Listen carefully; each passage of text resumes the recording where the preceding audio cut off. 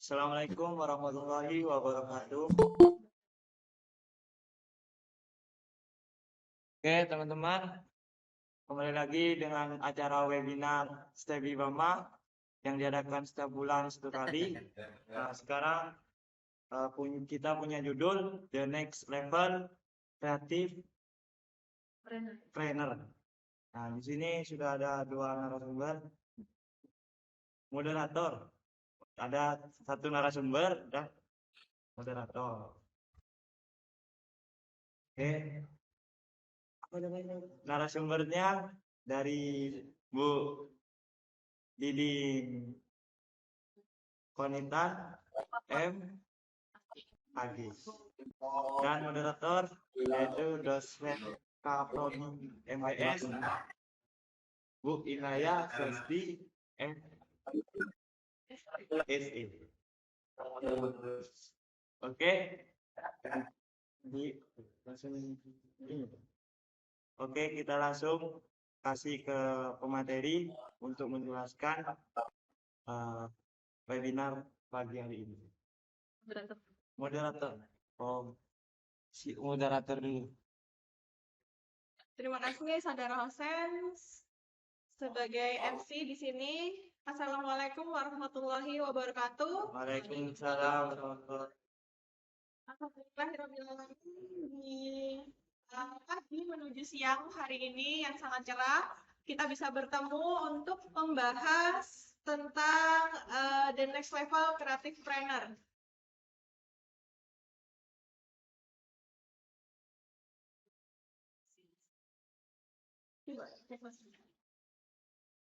Oh, bentar.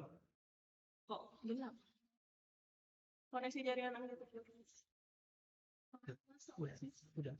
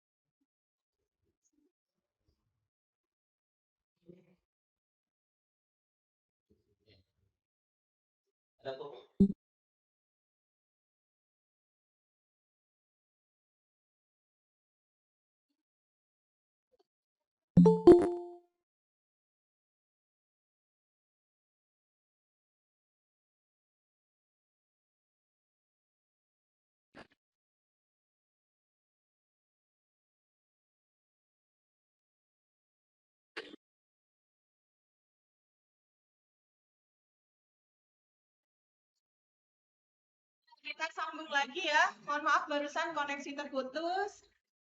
Jadi pembahasan di pagi hari ini yaitu tentang the next level creative trainer. Ini menjadi penting untuk siapa saja, bahkan untuk mahasiswa agar memiliki pengetahuan bagaimana sih cara berbisnis yang kreatif, bagaimana bertahan di tengah bisnis, kemudian karena pematerinya ini tidak hanya sebagai akademisi tapi juga praktisi, maka akan sangat banyak hal-hal yang dibagi dengan pada kita ya. Nah, saya bacakan sedikit tentang biografinya. Nah, ini pemateri kita yaitu Ibu Didin Konita MAG. Beliau berasal dari Kabupaten Jember, lulusan dari Magister Studi Islam Universitas UIN Maliki. Nah, teman-teman semua, saudara sekalian, pengalaman bisnisnya tidak hanya satu ya, tapi ada banyak sekali pengalaman bisnis yang beliau lakukan. Yang pertama beliau merupakan seorang founder rumah tahfiz Balita Tabaroka. Kemudian beliau juga merupakan owner dari Mom and Me Shop, yaitu baju branded anak. Kemudian owner juga dari Granola Bites, yaitu snack sehat. Kemudian owner juga dari Maxsoft Mart, yaitu minimarket. Dan yang terakhir owner dari Lumbung Jamur atau Tabarokah Mushroom. Nah, untuk menyingkat waktu, mari kita simak bersama-sama paparan materi dari Ibu Didi. Dipersilakan. Ya, bismillahirrahmanirrahim. Assalamualaikum warahmatullahi wabarakatuh. Waalaikumsalam warahmatullahi wabarakatuh. Alhamdulillahirabbil alamin. Hamdan katsiran mubarakan fihi hamdan yuwafiqu wa yukafi mazidah ya rabbana lakal hamdu kama yanbaghi li jalali wajhikal karim wa azimi sultanik. Rabbi shrah li sadri wa yassir li amri wahlul 'uqdatam min lisani yafqahu qawli. Oke, sudah dijelaskan tadi tentang CV-nya saya. Nggak usah kaku-kaku ya, dibikin diskusi aja enak kali ya. Saya di sini akan lebih banyak mungkin sharing pengalaman apa yang saya alami untuk menjadi seorang creative trainer. Jadi saya itu memulai usaha itu bukan langsung besar gitu ya. Pasti orang itu pasti banyak kegagalan. Jadi saya itu punya target. Kalau usia saya 60 tahun, paling tidak di tahun usia 20 ke 30 tahun saya harus banyak-banyak menghabiskan kegagalan. Jadi saya itu waktu kuliah sudah mulai usaha, waktu itu jualan tas. Jualan tas itu pertama sukses, kedua itu rugi karena barangnya banyak, barangnya habis, tapi uangnya nggak banyak kembali. Ternyata banyak dihutangin sama teman-teman. Jadi nggak dibayar gitu ya. Bawa tasnya tapi nggak dibayar, mau nagih nggak enak. Jualan pulsa juga kayak gitu. Saya pernah jualan pulsa, rame yang beli, tapi ruginya tambah banyak karena kalau anak kuliah itu kan biasa ya, belum dapat kirimin dulu nanti aku bayar gitu ya. Ternyata kendalanya itu adalah, menurut saya kendala awal bisnis saya itu tidak tahu gimana cara ngelola duit. Jadi kita itu biasanya seneng duit masuk tapi nggak ngerti itu duit pada kemana gitu ya. Pokoknya ada yang beli, ada duit, tapi ternyata duitnya dihutang lah, hilang lah, atau apa, akhirnya bangkrut. Terus saya juga pernah usaha gorengan ya, jualan gorengan tuh per hari labanya lumayan lah ya, 10.000 sampai 20.000. Nah dari sini saya berpikir bahwa sebenarnya ada generasi saya dengan generasi kalian tuh berbeda. Kalau saya itu termasuk generasi Z. Generasi Z ya. Kalau generasi Z itu biasanya yang saya tahu dia mulai lahirnya tahun usia 80-an, tahun 80-an sampai 2010. 2010 kalian 2000 berapa? 2001 ya lahirnya. Oke, saya perkecil aja. 1980 sampai 2000-an itu generasi Z. Kenapa dibilang generasi Z? Generasi Z itu masa peralihan ya. Dulu waktu tahun 90, internet itu tidak sedahsyat sekarang. Jadi dulu waktu saya itu masih HP itu masih jarang sekali. Karena handphone ini baru ada dan baru banyak orang pegang itu kan 2000 ke atas kan ya. 2000 ke bawah dulu nggak ada. Jadi dari peralihan generasi itu kita yang generasi kayak saya, Bu Indaya itu di media sosial kita itu bisa tapi tidak terlalu bisa. Beda dengan kalian. Orang yang anak-anak yang lahir di antara 2000 ke atas itu biasanya kalau Prof. Renal Kasali bilangnya itu generasi stroberi. Tahu generasi stroberi? Tahu bentuknya stroberi nggak? Apa bentuknya stroberi? Lembut, merah, bagus. Ya nggak? Bagus nggak? Menarik nggak? Kalau kalian makan stroberi itu apa pertanyaan pertama yang terlintas dalam benak kalian? Rasa. Dan manis. Kecut dan manis. Tapi menarik nggak? Menarik ya? Warnanya bagus gitu. Kayaknya enak, tapi belum dirasain gitu ya. Manisnya itu mungkin ya 1001 lah ya. Biasanya banyak asemnya gitu. Kenapa Prof. Renat Kasali itu menganggap bahwa generasi sekarang itu generasi stroberi? Generasi yang lahir 2000 ke atas itu kreativitasnya melampaui batas. Sama dengan kayak strawberry, kelihatannya bagus. Namun masih ada namunnya. Dia lembek di dalam. Dia rapuh dalamnya. Kenapa dibilang rapuh? Anak zaman sekarang itu yang saya tahu lebih senang untuk sukses secara instan. Iya nggak sih? Kalian ngerasa nggak sih? Karena memang lingkungan yang menciptakan seperti itu. Kita pesan makanan, tinggal klik ini kan, klik HP aja kan, GoFood ada, Shopee Food ada, terus apa lagi? Kalian biasanya ordering pokoknya serba ada dan serba instan. Nah, itu yang membentuk mindsetnya anak sekarang bahwa dapat duit itu nggak butuh susah-susah banget gitu. Yang penting kamu cerdas dan kamu kreatif. Tapi kebanyakan ada untungnya, ada juga kendalanya. Untungnya itu anak sekarang itu pintar cari duit. Nggak susah cari duit lah, menurut saya ya. Karena banyak anak muda itu yang sukses di bidangnya.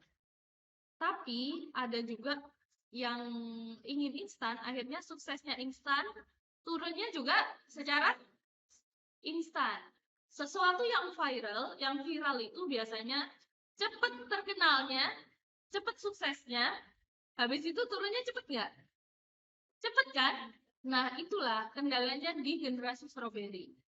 Jadi strawberry itu kelihatannya bagus, kreativitasnya bagus, cuman kalau disikat pakai sikat gigi yang paling halus, dia udah sobek. Jadi rapuh dalam. Nah, tujuannya apa untuk menjadi seorang creative trainer itu memang harus mental yang diasah. Jadi usaha itu bukan hanya sekedar oke, saya dapat duit banyak, bukan ya. Jadi pengusaha atau wirausaha itu kalau menurut saya yang paling banyak kita alami itu adalah mental kita siap nggak untuk gagal. Bukan, jadi kalau jadi beda dengan pegawai ya, pegawai itu setiap bulan pasti ada gaji gitu ya. Tapi kalau orang usaha itu tidak setiap bulan dapat gaji, bisa setiap hari dapat gaji, bisa setiap hari juga buntung, bisa rugi juga gitu ya. Jadi rugi sama untung itu makanan sehari-hari. Udah ya harus siap mentalnya. Harus siap. Kita harus siap menghadapi segala resiko. Atau harus siap menghadapi segala cuaca, mau panas, dingin, hujan, badai, itu harus kita lewati. Nah, dari mana kita mengasah mental itu? Atau kapan kita harus ngasah mental wirausaha itu? Atau nanti setelah lulus kuliah? Atau setelah SMA? Atau setelah SD? Kalau menurut saya sedini mungkin. Sedini mungkin. Saya ingat 25 tahun lalu ketika saya kelas 1 SD. Saya itu sama bapak saya dibangunin jam 3 subuh. Sama bapak saya dibangunin jam 3 subuh untuk mencuci sayuran. Jadi sayuran yang kita jual di pasar itu malamnya kita taruh di kamar mandi biar seger kan ya. Kayak bayam, sawi kayak gitu ya. Dicuci biar seger, terus dibersihkan yang kotor-kotor, terus ditaruh di tempat, ditata begitu. Pak, enggak ada.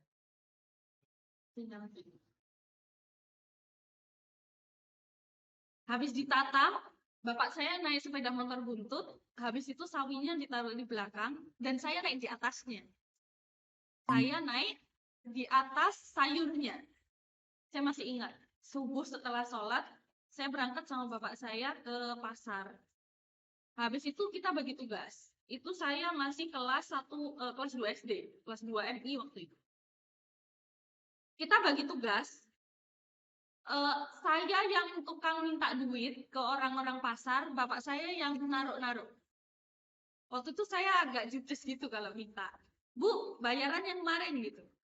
Tapi itu yang membangun mental saya sejak kecil bahwa, oh ya memang harus berani ya. Harus berani tuh, minta duit tuh harus berani ternyata. Harus berani minta duit, tidak malu. Orang lain tuh kalau subuh jam kelas anak 2M itu mungkin masih tidur ya. Saya sama bapak itu diajak ke pasar, diajak jualan, diajak cari duit lah. Habis itu pulang itu habis itu sekolah. Sekolah itu saya nggak cuman bawa buku.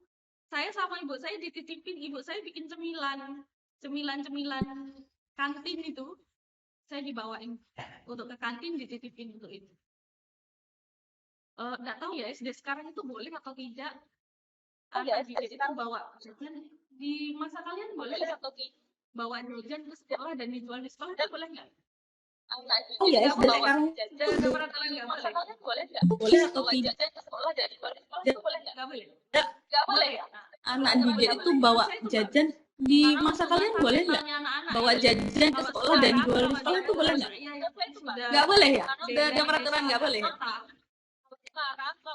Bawa Nggak boleh? makanan itu lebih bully Boleh. mereka. Kalau yang dia boleh, menurut saya itu bagus. Karena untuk ngasah mentalnya anak-anak ya. Menurut kamu, Kalau sekarang, kalau di daerah adalah saya yang pendidikan sudah dari desa agak kota, mental pengusaha masa depan. bawa makanan itu dibully mereka. Seharusnya tidak apa-apa lah belajar Dibully. jualan, meskipun ada Jadi itu peraturan malah ya. menurut kami pendidikan Mungkin seperti tidak itu boleh adalah jualan pendidikan yang ketika ada mengerucutkan mental-mental pengusaha masa depan. Ya kan? Seharusnya tidak apa-apa lah belajar untuk jualan, meskipun harus ada peraturan-peraturan ya. Mungkin tidak boleh berjualan ketika jam belajar atau apalah. Ya. Tapi ketika sudah kuliah, Jadi pengalaman-pengalaman saya waktu kecil itu berarti atau saya pakai ketika saya dewasa. bekerja. Setelah Di pondok mungkin masih belum bisa jualan ya, tapi ketika sudah kuliah jangan nunggu sukses ketika oh ya nanti kalau habis kuliah saya baru bekerja. Setelah kuliah saya baru jualan. Nggak usah kayak begitu. Apa yang kalian bisa kerjakan, kerjakan. Kamu harus punya Jangan pernah. Jadi mindsetnya pengusaha itu solusi ya.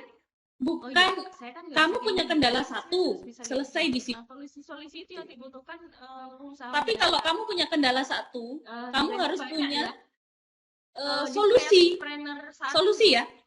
Oh iya, saya kan nggak bisa kayak gini. tidak Jadi semuanya saya harus bisa kayak online. gini. Menurut Nah, saya tidak solusi semuanya itu yang harus dibutuhkan pengusaha Kalian muda bisa sekarang. mengembangkan Jadi banyak ya kalian yang dulunya di offline creative ya. planner Yang saat dulunya ini masih pasarnya masih tidak satu semuanya desain. harus Kalian online. bisa Menurut saya mengembangkan, tidak semuanya harus online. kalian pindah Kalian bisa dijual di mengembangkan media sosial, produk-produk lebih orang banyak tua orang kalian yang Lebih dulunya laris. offline mungkin ya, lebih banyak yang dulunya pasarnya masih dan lebih pasarnya banyak masih pasarnya. satu desa Dan gitu bisa ya. Kalian bisa mengembangkannya, bisa juga kalian bergerak pindah dari dijual di media online sosial. ke offline. Itu kan lebih Bisa banyak juga. pangsa pasarnya, itu Atau lebih laris, lebih banyak pasarnya dan lebih banyak peminatnya. Bisa mengembangkan usaha orang tua, bisa juga merubah yang dari online ke offline, itu bisa juga. Ataupun Siapa? kalian bisa bikin startup. Punya Nadine Ya. dari Makarim. Ada yang tahu Terus contoh-contoh apa lagi? startup yang udah berhasil di Kalian pernah Indonesia? lihat Mungkin? iklan sayur box enggak? Siapa? Pernah. Punya siapa? Sayur box itu punyanya Amanda Susanti. Pernah dengar? Jadi dia waktu itu risau hasil petani itu dibeli tengkulak, jadi harganya lebih rendah. Beda dengan hasil petani itu langsung dijual ke orang langsung. Akhirnya dia jualan sayur, bayangkan. Jualan sayur lewat online. Jualan sayur lewat online dan itu dikirim ke seluruh Indonesia. Lewat media sosialnya kayaknya Google ADS. Itu keren, sayur box ya. Ada lagi, pernah dengar nggak Dewa Eka Prayoga? Belum. Kang Dewa, saya ceritain ya. Jadi Kang Dewa itu dulu punya bisnis, tapi bisnisnya itu bangkrut. Dia punya hutang 7,7 miliar. 7,7 miliar. Jadi ada bisnisnya beliau itu kayak investasi, tapi ternyata duit investasi itu dibawa lari sama temennya. Akhirnya semua investor ngejar beliau untuk nagih hutang.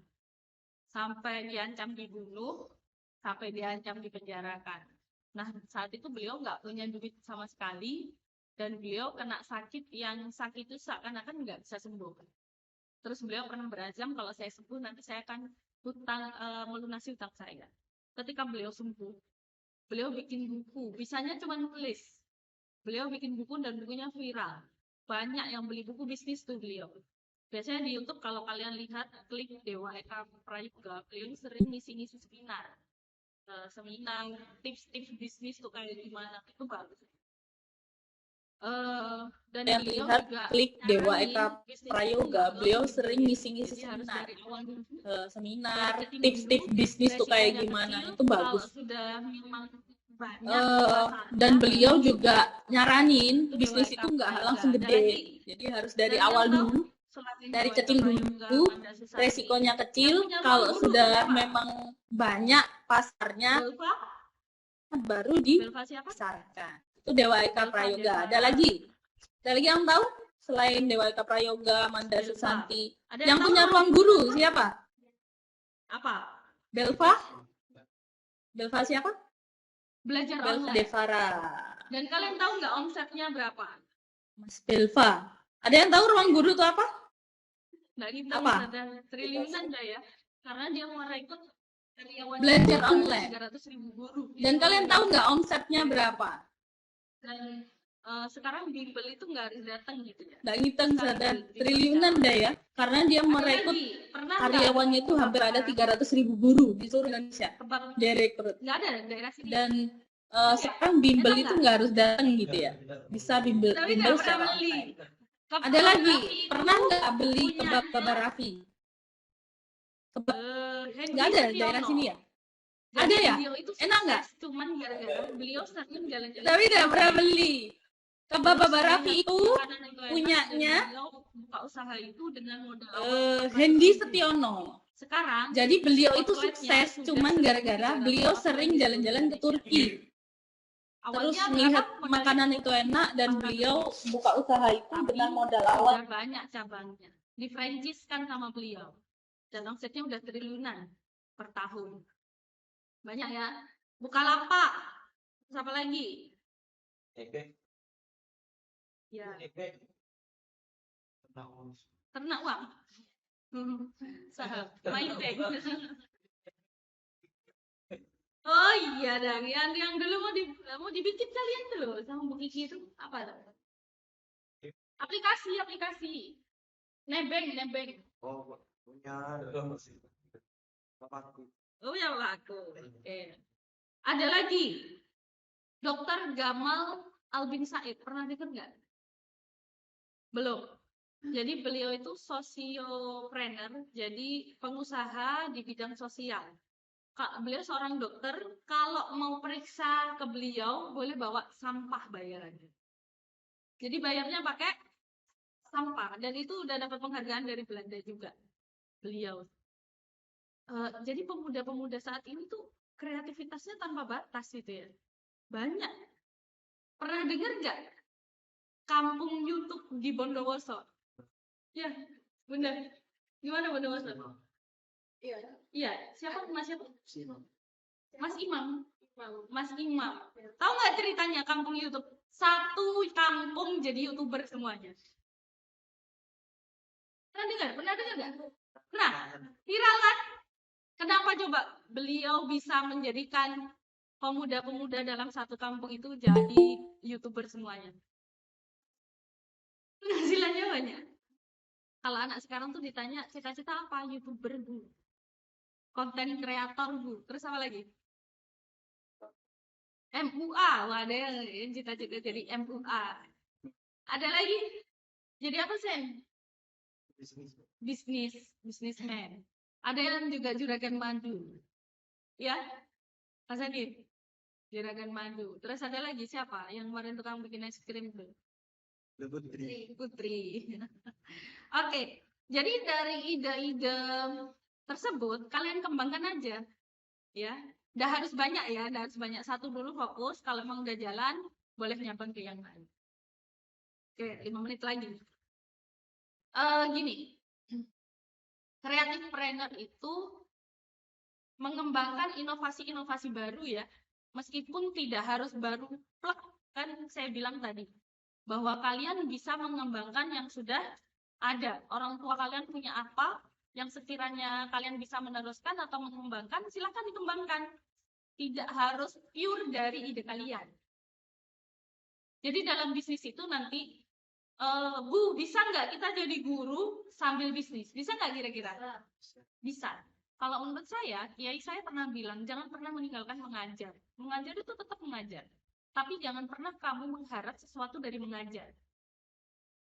Itu prinsip. Dan itu yang menurut saya harus kita lakukan sebagai santri, seorang santri ya.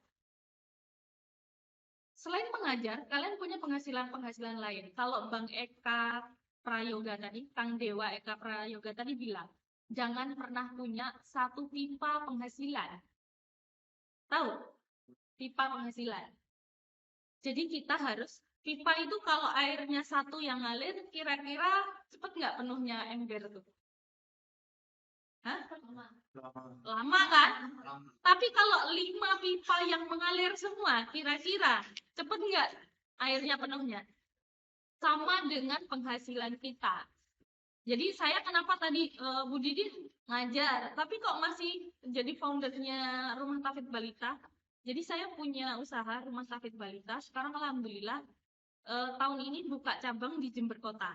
Jadi waktu itu awalnya saya buka 2020 dengan 3 santri awalnya.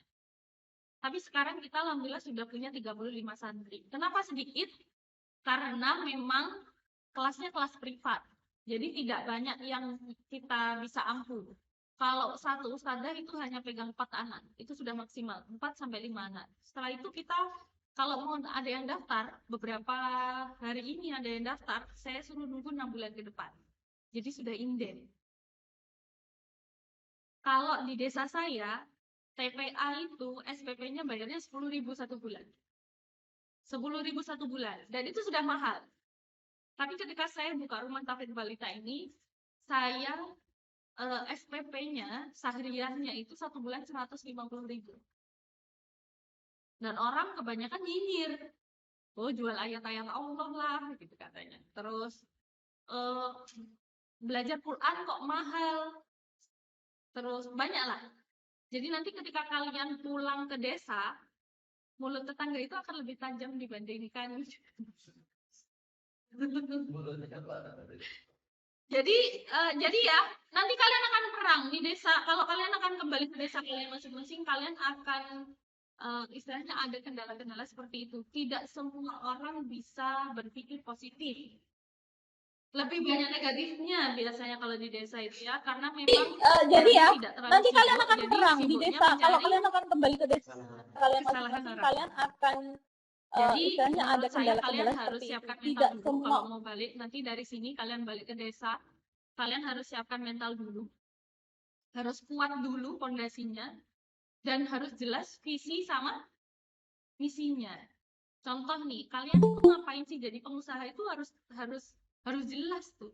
Kalau dalam analisis usaha itu harus ada KPI-nya, ada Key Performance Indicator-nya.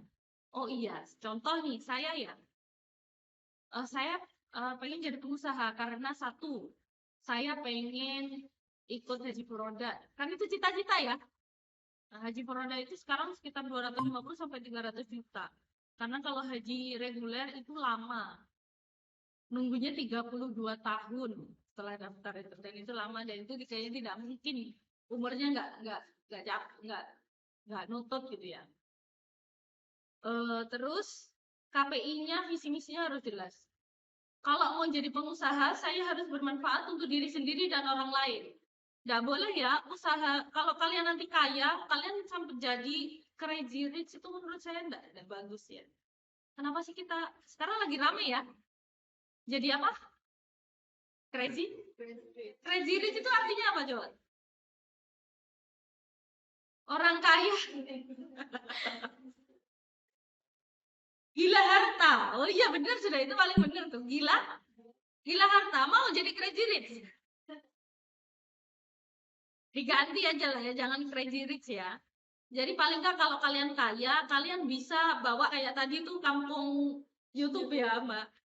Pemuda di sana tuh pertama pengangguran ya. pengangguran. Habis itu ketika ada satu orang yang memperakasai istilahnya, oke ayo kita bikin konten. Akhirnya mereka dapat penghasilan banyak, penghasilan duit dari YouTube sampai mereka buka seminar-seminar dan yang lain-lain. Keren loh. Pengangguran. Habis Di itu kotanya ketika ada Bu Inayah kayaknya. Nah, oke ya, jadi intinya kita nanti akan orang diskusi yang lebih banyak memperakasai diskusi istilahnya, aja. oke ayo kita bikin Usia-usia konten. kalian yang Akhirnya pemuda-pemuda mereka ini, dapat strawberry penghasilan generation, banyak, penghasilan duit yang dari kreativitasnya YouTube tanpa sampai batas, mereka buka tapi seminar-seminar dan yang nggak lain-lain. rapi Keren ya, itu. tapi Di agak rapuh kampungnya, sedikit di di dalamnya. kotanya Bu Inayah nih kayaknya di Bondowoso. Silahkan membentuk Oke ya, mental jadi atau intinya mindset kalian kita bahwa nanti akan diskusi lebih banyak. berproses itu adalah sebuah keharusan. Jangan selalu minta instan. Jadi proses itu nanti yang akan membentuk karakter kalian. Mau ditipu orang, mau dibodohin pelanggan, mau dapat apapun kendala, kalian harus bisa memikir solusi. Oke, sudah kalian. Banyak nanti ngantuk nanti kalau banyak. Kita diskusi aja. Ya, luar biasa sekali ya pemaparan sharing pengalaman dari Ibu Didin. Nah, bicara tentang strawberry generation ini, Bu Didin. Biasanya anak muda itu kan semangatnya di awal saja, gitu ya. Setelah menerima Banyak nanti ngantuk nanti kalau baik banyak. dari Kita diskusi lingkungan, aja. seperti Ya, luar biasa sekali ya pemaparan sharing pengalaman dari Bu Didin. Nah, bicara tentang strawberry generation ini, Bu Didin. Biasanya anak muda itu kan semangatnya di awal saja, gitu ya. Setelah menerima banyak tempaan, baik dari lingkungan, seperti keluarga yang tidak terlalu percaya nih biasanya sama dunia bisnis. Kamu S1, tapi kamu harus S1 terus. Oke, tipsnya yang pertama itu harus Padahal kan kalau bisnis berproses, dimulai dari awal jadi besar. Nah, untuk menjaga kondisi mental itu tadi, itu tipsnya apa sih untuk mengendalikan segala tempaan yang datang ketika kita berproses? Kalian akan hanya dapat Tipsnya yang pertama itu harus lillah. kalau lelahnya lillah, insya Allah bagus. Lillah. Tapi kalau Harus lillah. kalian kerja Semua cuma dapat kegiatan, lelah, semua akan gerakan, bosan. semua akan bosan. tindakan Satu yang itu, kita lakukan. mungkin niat ya, niat semua inna sholati wa dusuki wa mahyaya wa mamati lillahi rabbil alamin. Satu itu tipsnya. Yang kedua, istiqomah. Apa? Istiqomah. Istiqomah itu gini. Istiqomah itu contoh nih. Kalian istiqomah nggak ngerjain sholat duha? Istiqomah ya? Nggak. Apa yang dalam hidup kalian saat ini, apa yang kalian istiqomahin? Yang sesuatu itu kalian kerjakan berulang-ulang setiap hari. Ada? Tahajud mungkin? Pastilah ya. Kan bangunnya jam kita kan. Apa? Sholat duha, tahajud, puasa, duha. Oke. Jadi saya punya prinsip. Dalam hidup saya harus ada yang kontinu setiap hari. Entah itu amalan kecil atau amalan besar. Mungkin amalan kecil ya. Contoh satu, sholat tahajud. Tahajud itu bagi saya itu adalah sebuah, kita kalau HP itu mati diapain? Dicas. Tahajud itu ngecas jiwa yang tidak terlihat. Ngecas jiwa dan juga ngecas raganya kita. Kalau kalian bangun subuh, mandi, habis itu sholat tahajud, insya Allah baterai kalian bakalan penuh seharian. Tapi kalau kalian mengawali bangun tidur dengan udah subuh telat, habis subuh tidur lagi, nah, baterainya nggak bakalan terisi penuh. Dan itu nggak bakalan bermanfaat buat orang lain. Tapi istiqomah itu memang prosesnya lama ya. Prosesnya lama dan harus continue. Continue itu mau hujan, badai, terang, kering, panas, dingin, kalian harus tetap sholat tahajud. Itu ya, tips kedua. Terus tips ketiga, itu kita harus selalu ngosongin gelas. Tahu nggak selalu ngosongin gelas? Jangan pernah berpikir, saya tuh pernah di tingkatan ya, setelah lulus SMA, setelah mondok ya, saya tuh berpikir bahwa saya tuh udah pinter banget deh.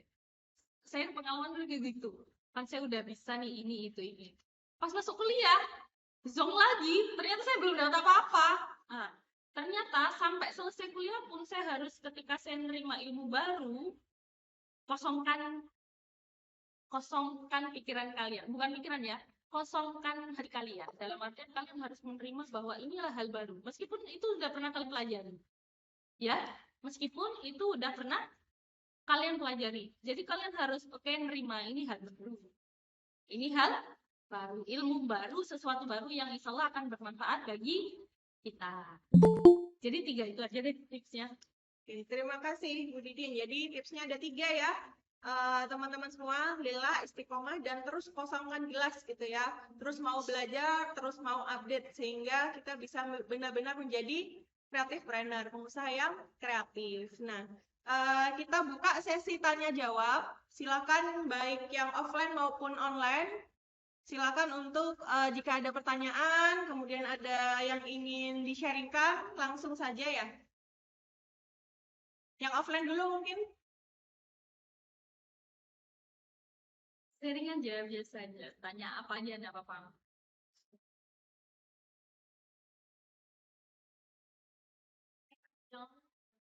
Yang online langsung ya.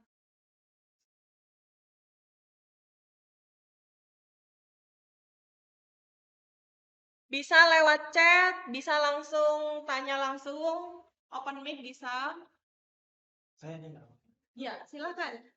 Nanya pertanyaan dari MC-nya ya. Silakan. Mungkin di Stebi Bama nih kayaknya yang bimbingan cuman masalah juga kan. Bukan bukan paham. Ya, Enggak apa-apa. nanti emang bermanfaat juga kenal. Tapi kayak saya sendiri kan visi misinya itu jadi pembisnis. Kayaknya pembimbingan masalah bisnis itu juga gimana cara memulai bisnis tuh walaupun udah mulai tapi dapat rugi gitu. Kan pernah nyoba rugi di bulan tahu mendapatkan barang yang salah gitu. Jadi mau mulai bisnis lagi itu apa sih, mau tetap pakai produk yang sama atau mengganti aja? Oh gitu. Ya, tadi yang pertama masukan juga ya buat Stebi agar lebih banyak memberikan kegiatan yang praktis gitu ya, langsung praktek untuk bisnisnya gitu selain jurnal. Nah, pertanyaan yang kedua, memulai bisnis yang awalnya itu sudah gagal gitu ya. Gimana cara memulai lagi? Apakah mulai yang baru atau mengembangkan yang sudah ada kemarin gitu? Mari dipersilakan. Oke. Kan saya tadi udah bilang ya, gagal sama untung itu makanan sehari. Jadi gimana ya? Kalau menurut saya ya, daripada kalau untung tuh jangan senang banget, tapi kalau rugi juga jangan sedih banget. Jadi biasa aja tuh, biasa. Habiskan kegagalan tuh di awal. Kalau menurut saya ya, kalian harus banyak gagalnya memang di awal tuh, trial, error, gagal lagi, rugi lagi, coba lagi, trial lagi, error lagi, rugi, coba lagi. Memang harus begitu, dan itu pengusaha harus siap seperti itu. Kalau tidak siap, takutnya ketika usaha kalian sudah besar ratusan juta, miliaran, terus kalian rugi dan kalian tidak punya mental seperti itu, kalian pasti bunuh diri. Pasti kan bingung kan, bayar hutang nggak ada, aset semua udah terbuka. Jadi mumpung masih berapa modal kecil kan, masih modalnya ratusan ribu ya, atau puluhan ribu atau jutaan lah ya. Habiskan semua kegagalan itu sekarang. Nggak apa-apa, kamu harus bahagia tuh gagal. Ya harus bahagia, jadi bahagia sekali. Jadi kamu harus punya mindset. Jadi mindset itu harus berkembang bahwa kegagalan itu bukan sebuah terakhir, tapi tapi kegagalan itu adalah kamu udah pernah nyoba. Untungnya tuh di situ, kamu udah pernah dan jangan dicoba lagi kalau trik itu gagal. Solusinya apa? Ya kamu harus menganalisis bisnismu tuh dari mana. Satu, barangnya yang salahkah? Dua, marketingnya yang salah. Tiga, apa dirimu yang punya salah? Maksudnya dari kamu kesalahan. Bisa jadi kan? Bisa jadi human error. Dari ketiga ini kamu analisis mana, oh ternyata barangnya kurang tepat. Jadi jualan itu nggak asal jualan ya. Kalian harus riset dulu ya. Barang itu laris atau enggak, dibutuhkan atau enggak, terus bermanfaat atau enggak, bagus atau enggak. Jadi di riset dulu. Kalau memang riset itu sudah mateng, baru dilaksanakan. Terus untuk yang masukan ke Stevie Barma, silakan dijawab. Ya, tadi disampaikan sama Bu Didin bahwa bisnis itu juga perlu ada riset. Nah, riset itu yang bagaimana? Nah, di STEBI kita melatih kalian untuk melakukan riset melalui penulisan jurnal itu tadi. Jurnal yang kalian buat, mahasiswa buat itu kan based on lapangan gitu ya, yang terjadi di lapangan sesuai dengan bidangnya masing-masing gitu. Nah, kalau di MH UMBS itu kan yang diteliti tentang manajemen bisnisnya, tentang manajemennya. Ini gimana dan harus bagaimana. Nah, itu tujuannya kalian tahu, oh ada masalah ini nih di riset saya yang seperti ini gitu. Nah, itu disambungkan, dijadikan dasar untuk kalian melakukan bisnis nantinya gitu harapannya. Nah, dari riset-riset kecil ini yang kalian lakukan selama kuliah, itu harapannya jadi bekal buat kalian memulai bisnisnya yang sebentar lagi pasti praktek di semester-semester akhirnya sudah mau 4, 5 ya. Nah, ini kan sudah mulai nih, sudah disuruh di mata kuliah kan juga disuruh bikin konsep bisnisnya bagaimana, terus kemudian ada kelas startup setiap weekend yang diadakan oleh Ustadz ya, oleh akademik. Nah, itu kalian ikuti juga. Ada pertanyaan lagi lainnya? Yang offline nih belum, yang offline. Ya, yang offline. Oh iya, offline. Mungkin ada yang tanya enggak apa-apa. Yang online.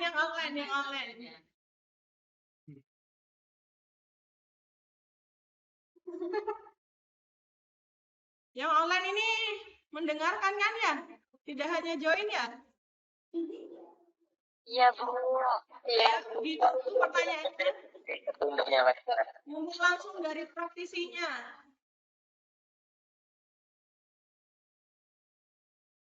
Nah, bicara. Ya, mari silakan. Iya, ya. Iya, Bu. Iya, Bu. Gabung udah punya lagi. Insyaallah.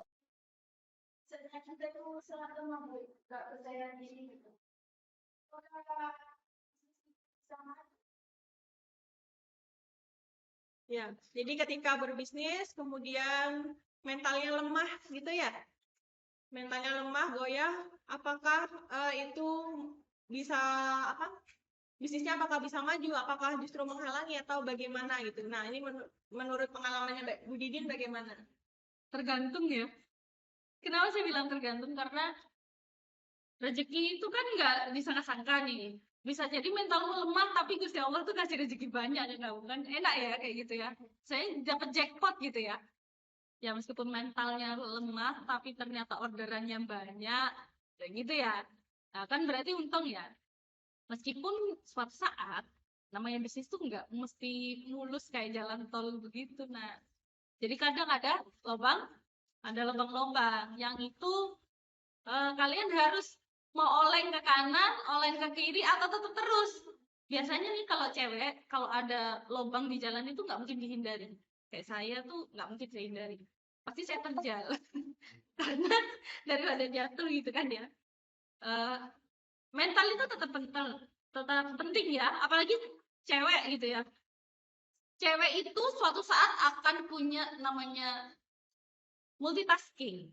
Jadi cewek itu akan banyak yang dipikirkan. Satu, apalagi kalian sudah berkeluarga, ngurusin suaminya, ngurusin anaknya, belum ngurusin usahanya, ya kan? Belum lagi ngajar gitu. Gimana caranya bisa membangun mental healthy? istilahnya ya, kesehatan mental saya bilang ya. Kalau tipsnya dari saya itu, kalau mental saya lagi down, saya healing. Tahu healing ya? Jadi saya itu rekreasi, entah ke sungai, ke pantai, ke sawah, ya atau kemana, mungkin ke mall, shopping dan yang lain-lain. Kalau saya sih begitu ya. Jadi menjaga kewarasan mental, apalagi perempuan itu butuh, kita butuh.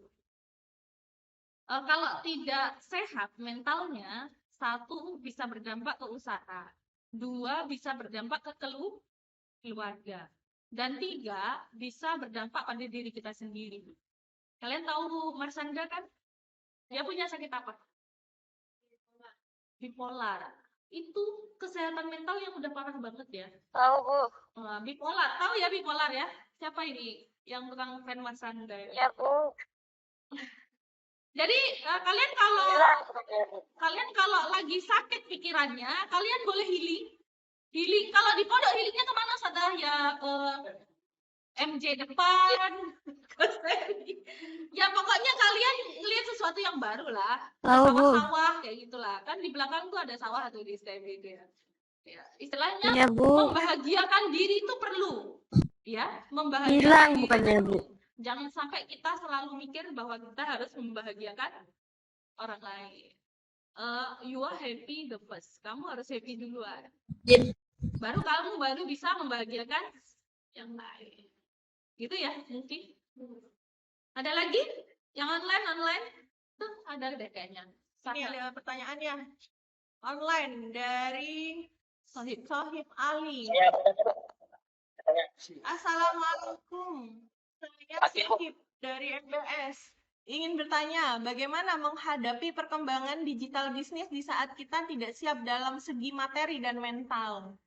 Bagaimana ini, Bu Didin, untuk digital bisnis ya? Oke. Untuk saat ini digital bisnis itu kejam loh. Kejam banget, kejam.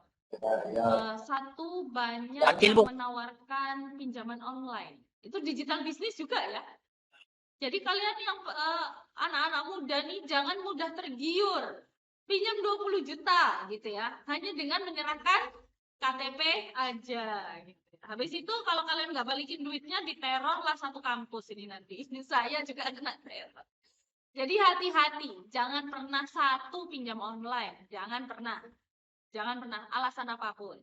Kedua, kalau belum siap mental dan materinya gimana, Ustazah? Belajar aja dulu. Jadi bisnis itu nggak mesti harus dana besar ya, Mas Wahib ya. Dari dana-dana kecil dulu, jangan yang besar. Meskipun untungnya kecil, diputar aja terus. Siap, Bu. Kalau mentalnya belum siap, gimana, Bu? Mental itu terbentuk dari sebuah pengalaman. Kayak Husen tadi ya, udah berapa kali gagal, Sen? Baru 2 kali. Nah, saya bilang, Husen itu baru 2 kali gagal jalanin bisnis. Yang bisnis pertama apa, Sen? Abon. Jualan abon. Yang kedua? Basreng. Siap, Dan Bu. itu gagal semua dia. Salahnya dari mana, kita harus evaluasi dulu. Jadi untuk mental kita harus banyak-banyak gagal. Memang harus itu bentuknya dari mindsetnya kita. Siap atau tidak siap, harus siap. Kalau ada masalah, jangan pernah berpikir masalahnya ini kapan selesai. Kalian yakin aja kalau ada Al-Quran, inna ma'al usri yusra. Kenapa harus ma'a depannya? Apa artinya inna ma'al usri yusra? Sesungguhnya jika ada kesulitan, bersamanya ada kemudahan. Jadi Gusti Allah itu nggak mungkin memberikan sesuatu yang berat-berat gitu loh ya ke kalian. Pasti ada sulit, ada mudah, ada kendala, pasti ada solusi. Dan untuk menghidupkan mental health-nya tadi, 1, sering-sering healing, 2, banyakin gagalnya, 3, banyakin belajar. Nah, untuk materi jangan besar-besar dulu. Mulai yang kecil dari 50.000, 100.000, 150.000, 500.000 dan seterusnya. Jadi untuk digital bisnis tidak perlu usaha yang besar. Kalau mau yang besar kayak startup bisa, kalian bisa cari investor. Jadi gini, orang yang punya ide kreatif, lagi-lagi ya, punya ide kreatif tapi uangnya cepet, dia nggak punya modal, itu bisa cari modal. Hanya investor itu pasti ngelihat dulu bisnismu itu kedepannya kayak gimana, menghasilkan apa enggak, gitu ya. Jadi bisa lewat investor, cari duitnya, biasanya presentasi kayak gitu. Terus kalau investor oke, nanti dana biasanya datang. Kayak saya ini, beberapa bisnis saya memang masih pakai investor. Oke, ada lagi? Gimana Mas Sohib? Bagaimana Saudara Sohib? Ada tanggapan, pertanyaan lagi? Terima kasih, Bu. Ya, jadi itu tadi ya untuk materi, untuk modal jangan terlalu besar dulu. Untuk yang kecil kemudian diputar, dan kemudian untuk mentalnya kita bisa siasati ya. Saya mau tanya, Bu. Saja mental itu memang terbentuk dengan adanya pengalaman. Kita terus dibenturkan, terbentur, kemudian barulah terbentuk. Nah, gagal itu tadi Ya, bukan terima kasih, Bu. itu atas izin Allah ya. Jadi dari gagal itu karena sudah itu tidak mungkin selamanya gitu ya. Saya mau bertanya. Gagal itu pasti ada hikmahnya, ada pelajaran yang bisa diambil. Nah, justru gagal dan pengalaman itu yang mahal. Saya Kita mau bisa tanya, Bu. beli. Itu nggak ada harganya, kecuali kita melewati proses itu. Nah, itu sangat mahal. Jadi disyukuri ketika kita diberi kesempatan untuk gagal. Nah, ini sepertinya ada pertanyaan ya dari Jody ini ya. Jody wajahnya Akil ini. Jody atau Akil nih? Saya mau bertanya. Ya, halo.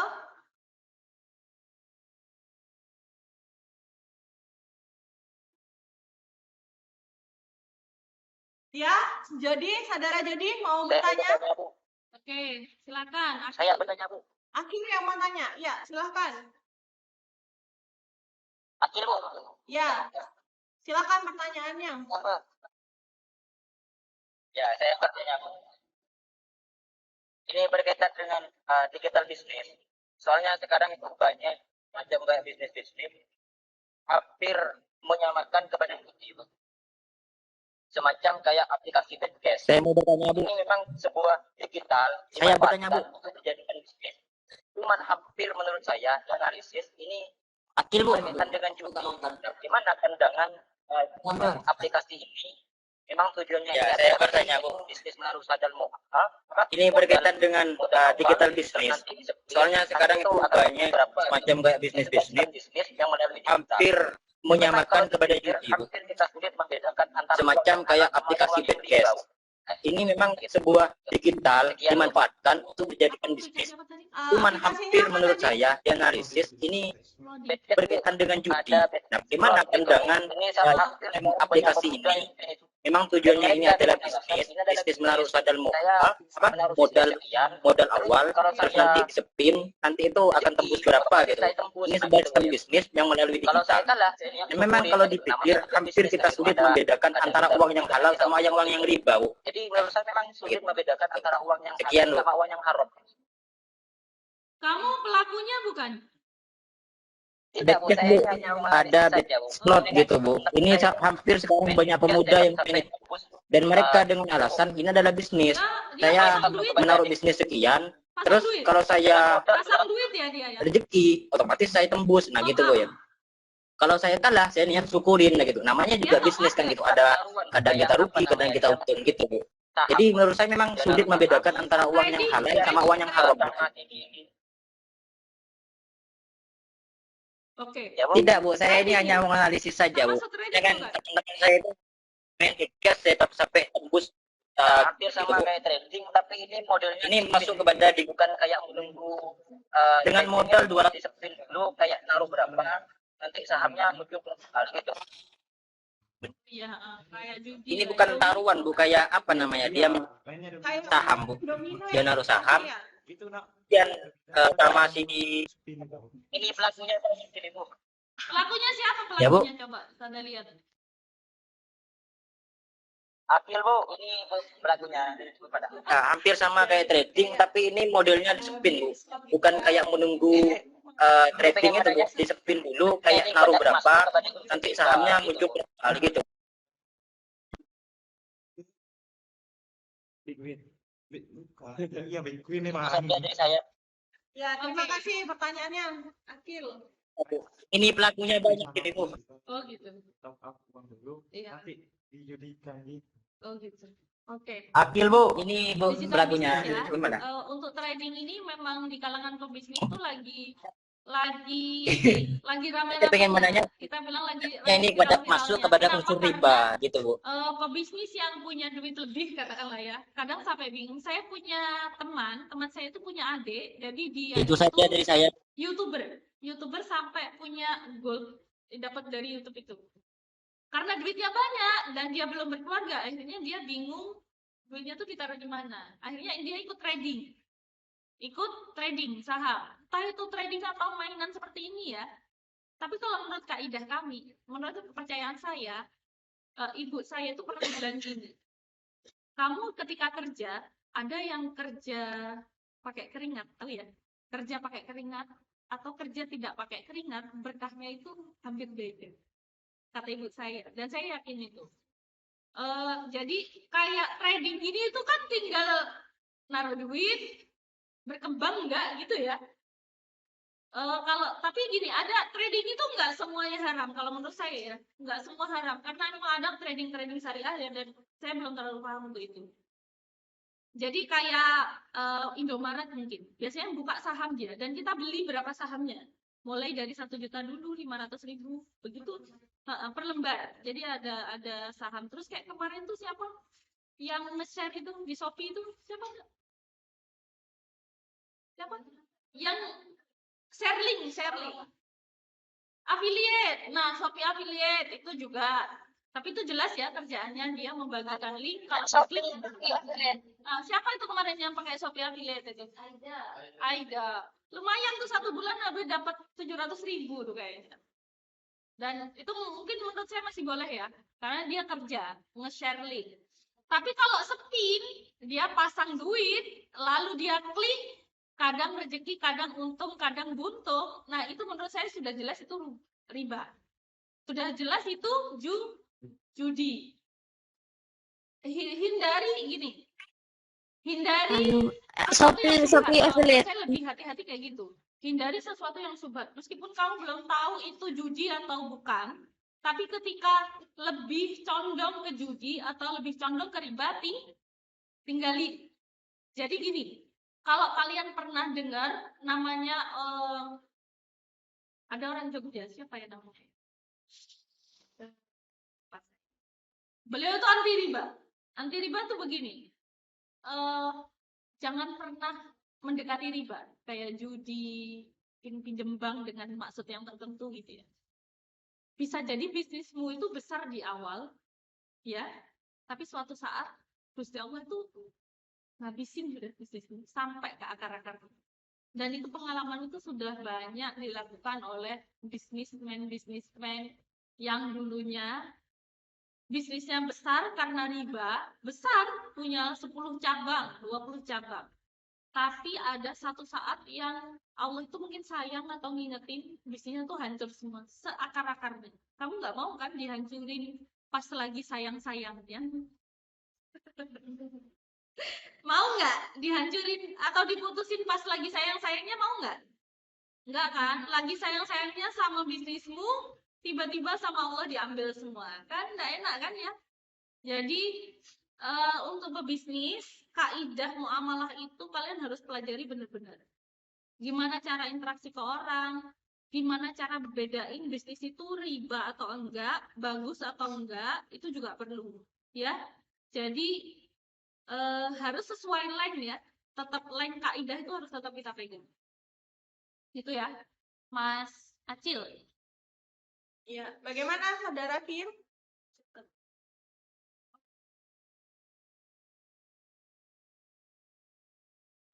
Iya, ya kan ya, saya sudah paham sedikit gitu. Nah, cuman saya bingung yang dimasukkan ke riba gitu ya. Saya main 20 ribu. saya naruh 200 rupiah. Kemudian saya tembus, bisa tembus asalkan jatuh kali 500 gitu Bu. Dan kemudian kalau terbukti jatuh, jadi modelnya aplikasinya seperti itu. Kalau itu dikaitkan dengan riba, otomatis kan saya harus sign up di situ Bu. Kalau riba itu kan masuk kepada pengambilan terlalu yang Iya, Bu. berlebihan. Soalnya kan saya sudah paham sedikit, Bu. Nah, cuman saya bingung yang dimasukkan ke riba gitu, Bu. Saya main 25. Oke, jangan Saya naruh 200 rupiah. Kemudian saya tembus. Ya, Kemudian saya maksudnya bisa kalau tembus udah asalkan itu jatuh riba, kali jauhin 500 aja, jauhin aja gitu, Bu. cari Dan kemudian sesuatu kayak temennya jatuh. bisnis lain Jadi yang modelnya aplikasinya mungkin seperti lebih itu, Bu. jelas ya, kayak Kalau itu dikaitkan dengan riba, MLM. otomatis kan saya naruh saham di situ, Bu. Memang tidak Kalau semua riba itu MLM kan itu masuk kepada pengambilan tidak terlalu bagus, yang tapi kebanyakan berlebihan sudah sehingga dibuktikan merugikan salah satu banyak pihak. MLM itu yang Ini merasa merugikan saya banyak diuntungkan, orang. Bu. Walaupun saya kalah, Tapi kemudian coba hari kalian saya pasti bikin menang lagi. MLM Nah yang gitu. tidak merugikan Judi banyak ini, orang. ini Bisa bukan judi ini, mungkin maksudnya ya, aplikasi ini. dirubah sistemnya. Merubah sistem itu bisa. Apakah masih termasuk judi? Jadi gitu ya, Cil. Cari aplikasi lain yang lebih jelas ya, Cil ya. Iya. Iya Bu, iya Bu.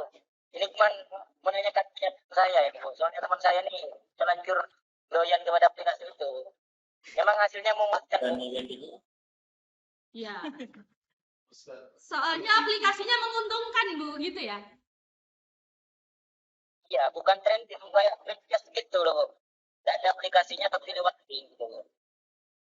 Bisa tembus 10 juta bisa Bu. Dengan naruh 200 rupiah. Nah, udah kelihatan tuh, Cil, kalau riba tuh, Cil. Judi tuh. Judi.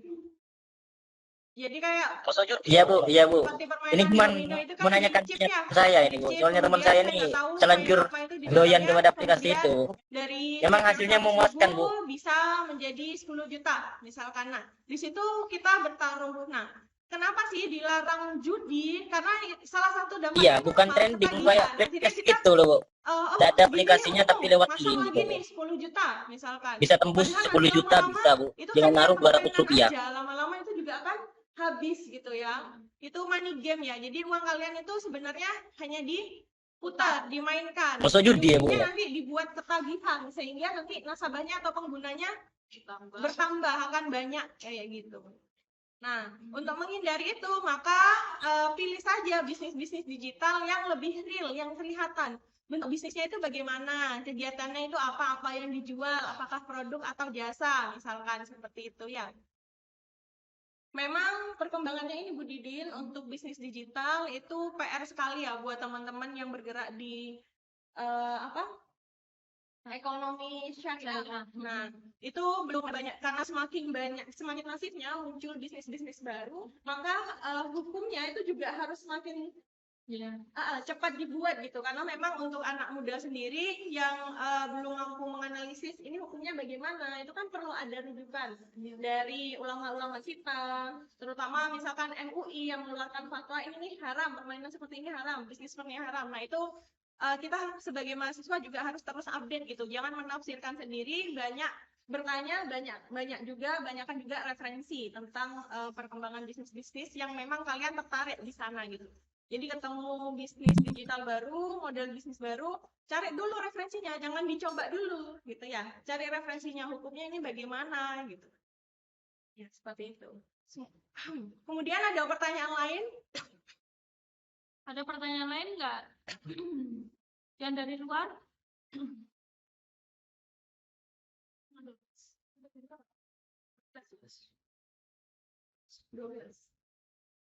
Oke, ada pertanyaan lain nggak? Yang dari luar? Del. Ayo, pertanyaan lagi mungkin? Saya tanya, Bu. Dela, silakan. Ya, Bu. Mau bertanya ya, Bu ya. Yang tidak akan cepat mati seperti itu, Bu. Di sini nggak ngerti ya, Bu ya. Konsepnya itu bahasanya bisnis yang menjanjikan mungkin kalau dari pengertiannya Bella sendiri ya, Bu. Bisnis itu yang menjanjikan nggak akan merugikan satu pihak dengan yang lainnya gitu mungkin. Saya juga nggak ngerti ya, Bu ya. Ada bacaan bisnis yang menjanjikan. Oke. Kita bisa Terima kasih. Saya mau bertanya, Bu. Maksud pertanyaannya bisnis yang menjanjikan itu seperti Bu. apa gitu ya, Mbak Dela? Iya, Mau Bu. bertanya ya, Bu ya. Nggak ngerti ya, Bu ya. Kalau Yang tidak Mbak Dela, akan cepat mati bisnis seperti yang itu, Bu. Di menjanjikan sini itu nggak ngerti ya, Bu ya. tidak Konsepnya merugikan pihak itu bahasanya lain, bisnis yang menjanjikan kasus mungkin sendiri, kalau dari atau pengertiannya perusahaan itu Dela sendiri ya, Bu. Bisnis itu yang menjanjikan Ya, nggak maksud akan dari merugikan bisnis yang satu pihak menjanjikan itu bagaimana? dengan yang lainnya gitu mungkin, Bu. Tidak merugikan Saya juga diri nggak ngerti ya, Bu sendiri ya. atau bagaimana? Ada bacaan bisnis yang menjanjikan gini, kayak gitu, Bu. Creative trainer itu harus cerdas ya. Terima kasih. Kita ada 3 ATM, amati, tiru, modifikasi. Kalau mau jadi creative trainer tuh gitu, amati, tiru, Iya, Bu. modifikasi. Nggak ngerti ya, Saya Bu ya. itu lebih Kalau suka katanya Dela, bisnis mungkin itu bisnis yang menjanjikan ada, itu tapi jarang orang tidak merugikan jual. pihak Biasanya gini, anak lain muda yang sekarang itu membuka ya, bisnis kalau sendiri ada kayak gitu, sesuatu Bu. yang Atau viral, perusahaan itu ikut sendiri gitu ya. seperti itu. Jualan, contoh nih, jualan apa yang kemarin viral ya? Jualan Milo, apa itu, es kepal Milo misalnya ya. Rame-rame di YouTube, rame di IG, rame, Iya, semuanya pada misal jualan. contohnya seperti apa Tapi gitu. ketika itu sudah tidak musim, udah nggak ada penghasilannya, orang juga udah nggak beli lagi karena itu sudah tidak viral lagi. Diganti lagi dengan apa gitu ya? Diganti lagi dengan apa? Hindari bisnis yang viral seperti itu. Itu bukan bisnis menjanjikan menurut saya. Mungkin hanya takutnya stoknya kalian banyak, sudah tidak musim kayak batu akik. Tahu? Batu akik dulu tuh rame banget gak? Itu salah satu pemakai itu. Jadi kalian pernah nggak dengar cerita?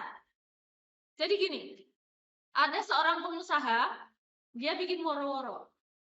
Kalau berhasil menangkap 1 kera di hutan ini, akan saya beli 5 juta, katanya. Diviralkan, ya kan? Diviralkan. Habis itu, sudah monyetnya habis, semua dijual ke dia, dimurahkan. Jadi, setelah viral, habis itu dijatuhkan. Dan itu sistem dalam ekonomi ada, sistemnya seperti itu ada.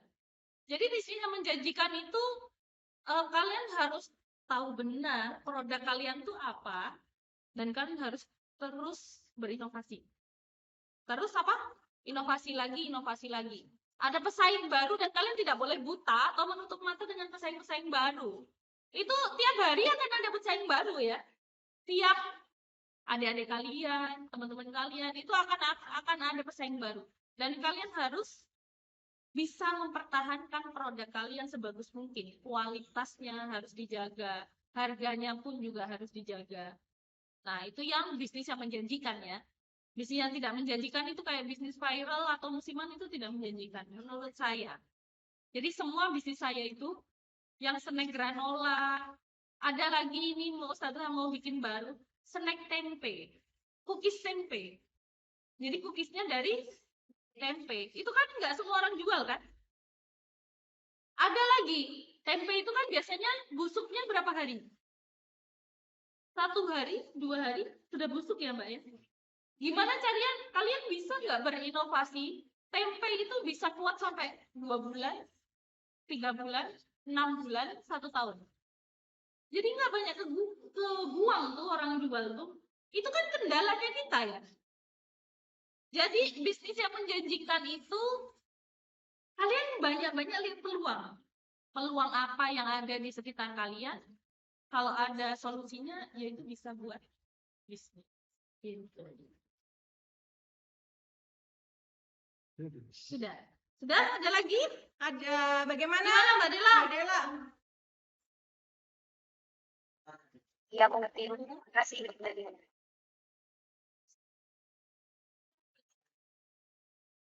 Iya, jadi tadi pertanyaan tentang bisnis menjanjikan ya. Yang saya tangkap berarti bisnis menjanjikan itu yang mampu memberikan manfaat. Dari mana? Yaitu menangkap peluang itu tadi. Jadi misalkan ada masalah sosial, tadi ada tempe nih atau makanan-makanan yang cepat basi. Gimana caranya biar nggak mubazir? Gimana caranya ini bisa bermanfaat lebih lama gitu ya?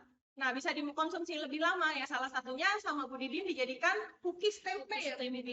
Cookies tempe. Kita ada proyek itu masih trial kita, masih bikin. Iya, Bu, ngerti, Bu. Terima kasih, Bu Didin. Dilihat sesuai dengan prinsip syariah. Kira-kira bisnis ini masalahnya besar nggak gitu ya? Apa hanya kalian hanya ingin mencari keuntungan? Biasanya hanya cari keuntungan itu tidak akan bertahan lama gitu, karena memang tidak menyelesaikan masalah yang ada di masyarakat gitu ya. Oke, karena masih setengah jam lagi, pertanyaan masih dibuka. Ada lagi yang nanya? Siapa tadi? Online ada nggak?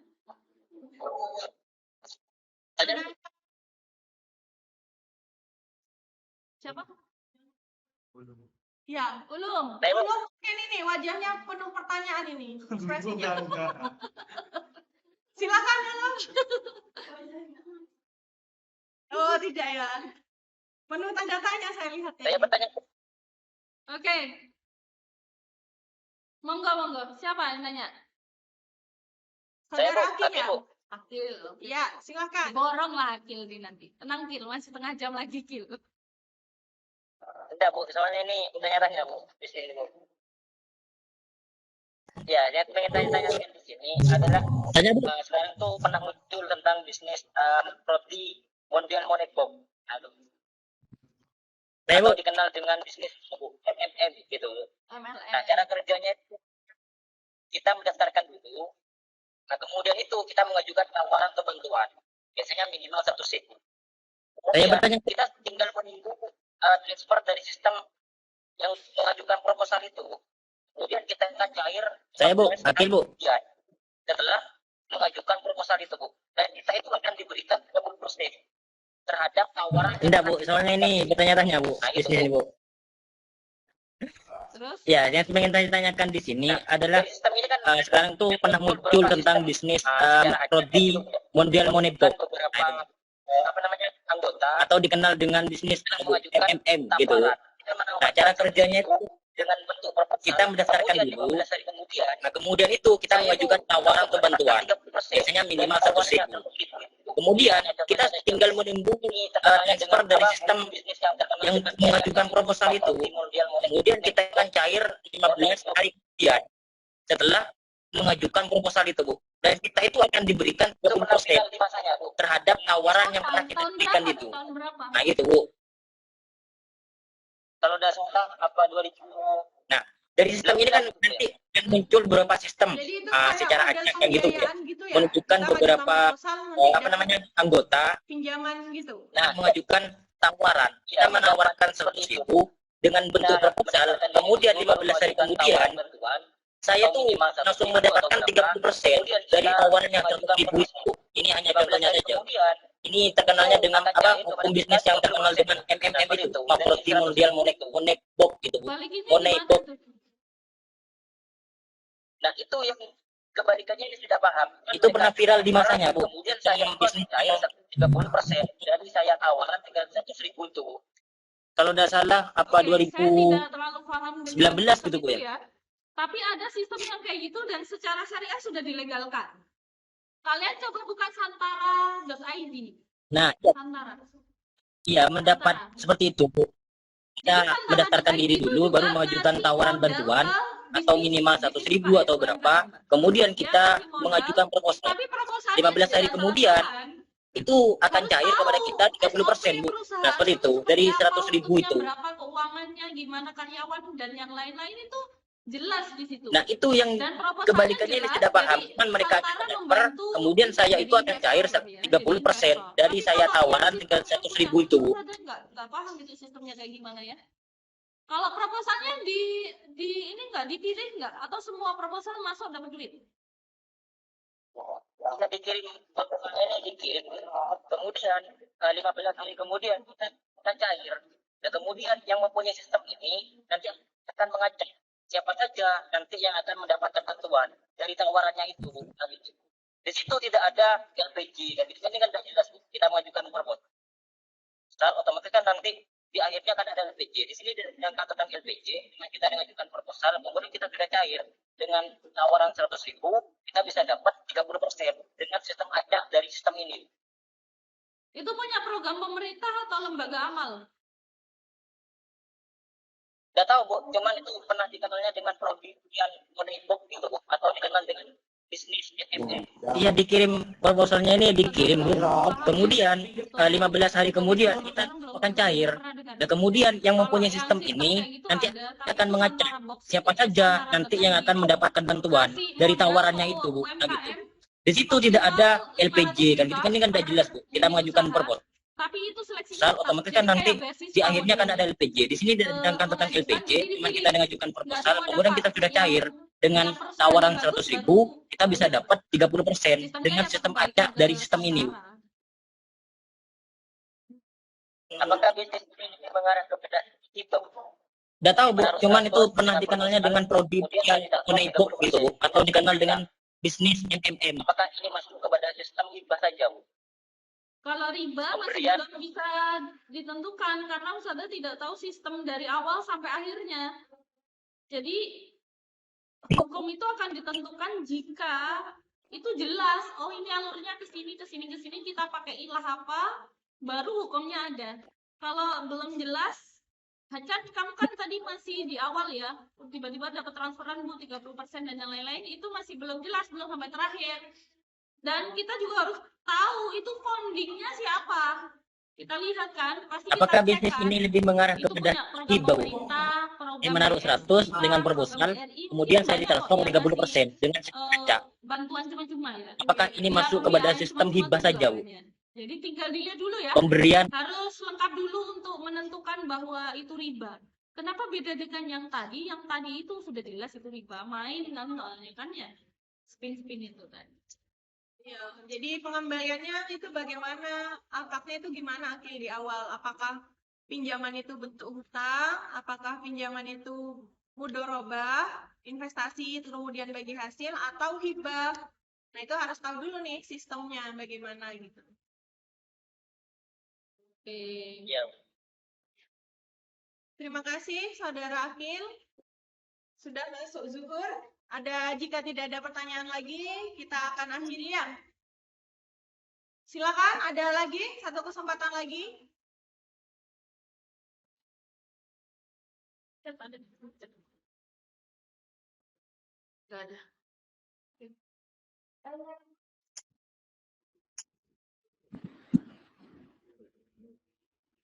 Tidak ada. Ya. Jika tidak ada, jadi kesimpulannya kita tidak boleh berhenti berusaha, begitu ya Bu Didin. Jadi semua harus dicoba, habiskan jatah gagal mumpung masih muda. Termasuk saya, Bu Didin, sampai sekarang masih terus menghabiskan jatah gagal gitu ya, untuk diambil pelajarannya, untuk dijadikan acuan untuk usaha ke depan. Terima kasih, semoga hari ini bermanfaat materinya, tetap semangat, jangan ragu untuk berwirausaha karena Indonesia butuh kalian. Saya kembalikan ke MC, silakan. Oke teman-teman, terima kasih yang sudah hadir walaupun online, apalagi yang offline. Terima kasih juga untuk narasumber dan moderator hari ini. Mungkin hanya ini yang kita dapat sampaikan. Apabila ada kesalahpahaman atau salah kata, mohon maaf sebesar-besarnya. Dan jangan lupa tetap mengikuti webinar setiap bulan ya guys ya. Subscribe lagi ya. Assalamualaikum warahmatullahi wabarakatuh. Waalaikumsalam warahmatullahi wabarakatuh. Subhanallahumma wa bihamdika asyhadu an la ilaha illa anta astaghfiruka wa atubu ilaik. Siapa aja sih ini yang hadir tuh?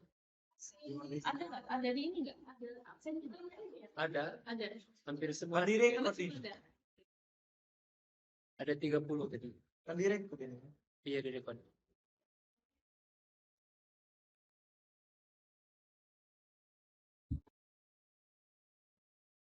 Lagi acara apa itu?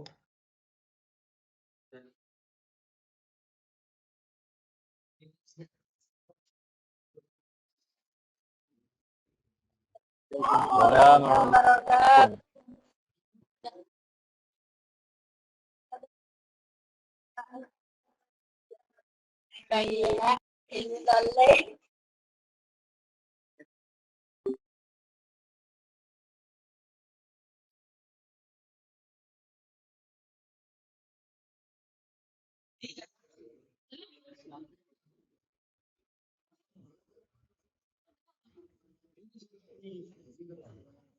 Ada pilihan apa?